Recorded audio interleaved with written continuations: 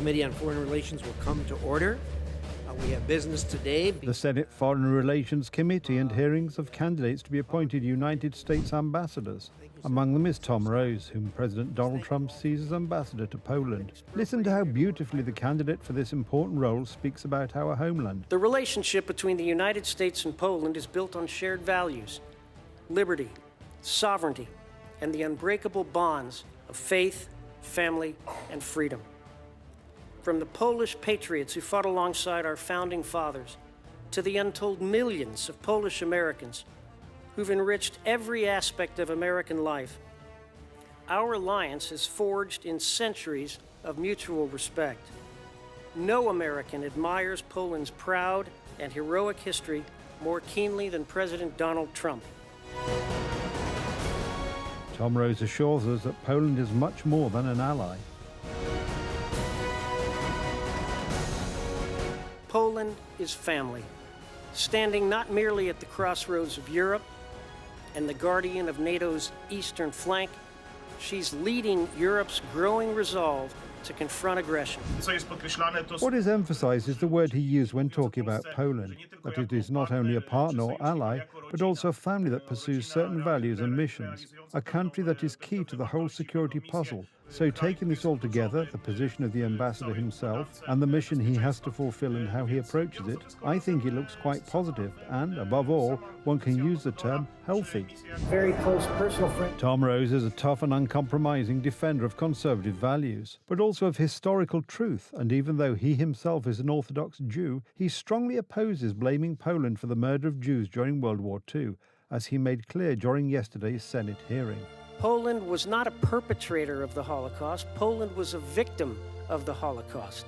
The Polish people, the Polish army, the Polish state, the 22 countries that Nazi Germany either occupied or co-opted through puppet regimes, the only one that was conquered and never surrendered.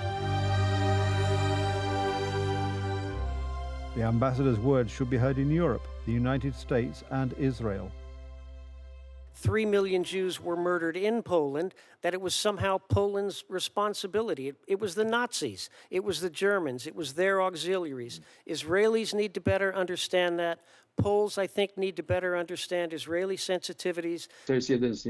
I think he's one of the few Orthodox Jews who say that Poland was not the creator of the Holocaust, but a victim of the Holocaust. It was not the creator, as many Jews say, or as American left-wing or German left-wing propaganda tries, to blame Poland for the crimes of World War II. These are very valuable words.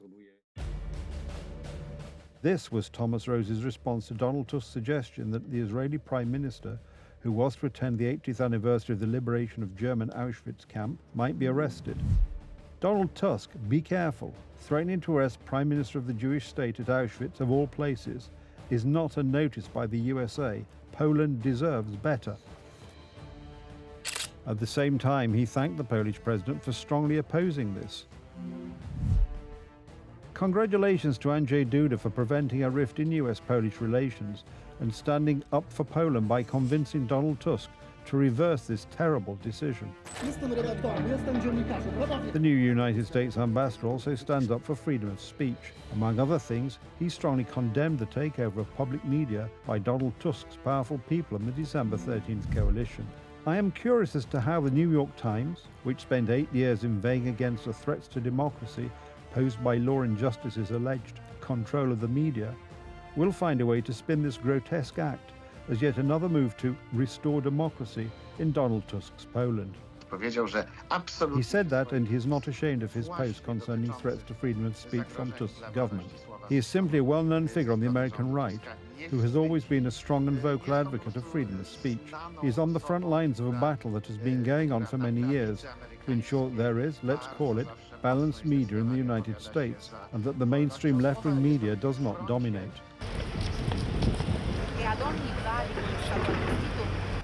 The future ambassador also appreciated how, above and beyond divisions, Poles helped real refugees in their hour of need, Ukrainian women and children attacked by criminal Russia. More than 1 million Ukrainians have been granted refugee status inside Poland.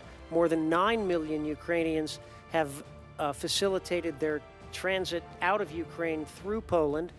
Poland is, or our staging area, not simply for the U.S. support, but for all of NATO's support. Tom Rose is also watching the political situation in Poland and awaiting the inauguration of Karol Nawrocki, the president elected by the Polish people. As you know, on August 6th, there'll be a new president inaugurated in Poland. If there's one country in Europe where America doesn't have a problem, it's Poland. The Senate approved Tom Rose as ambassador. The remaining formalities include a meeting with Donald Trump and the presentation of the nomination.